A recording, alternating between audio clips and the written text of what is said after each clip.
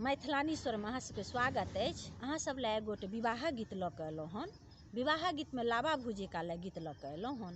निवेदन हुनका से जे एखन तक चैनल के सब्सक्राइब नहीं केलहुँ हन ओ अवश्य करू। गीत नीक लागे तो लाइक कमेंट सेहो करी। तो आओ सुनै छी।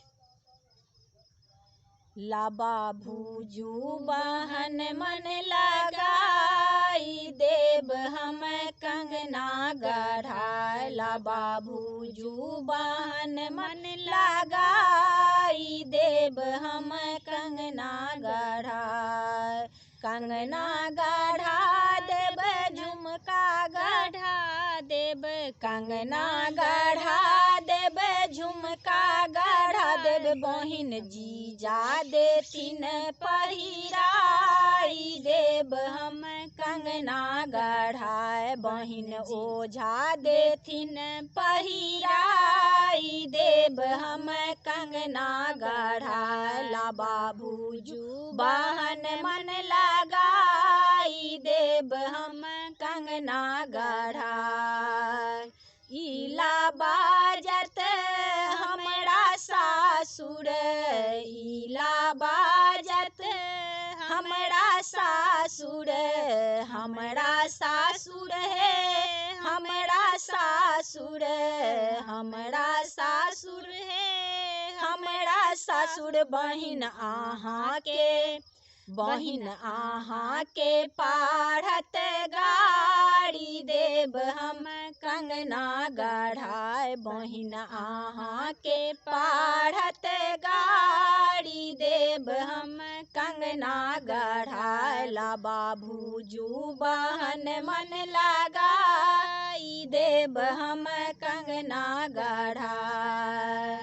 फोकगर लाबा देखी साड़ी सड़ हो जाए। फोकगर लाबा देखी साड़ी सड़ हो जाए। साड़ी सड़ हो जाए साड़ी सड़ हो जाए। साड़ी सड़ हो जाए साड़ी सड़ हो जाए। बहिन आहाँ के बहिन आहाँ के करती बड़ाई देव हम कंगना गढ़ा।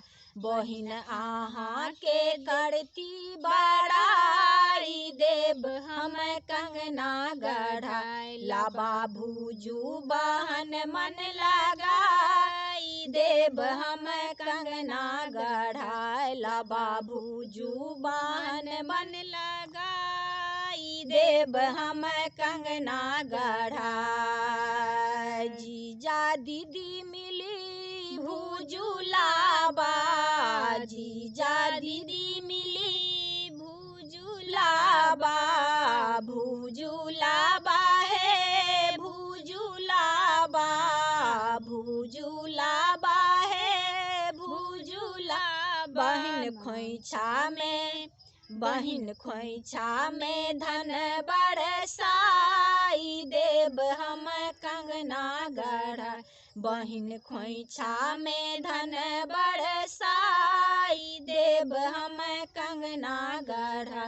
लाबा भूजू बहन मन लगाई देव हम कंगना गढ़ा। लाबा भूजू बहन मन लगाई देव हम कंगना गढ़ा। पायल गढ़ा देव बिछिया गढ़ा देव। पायल गढ़ा देव बिछिया गढ़ा देव। बहिन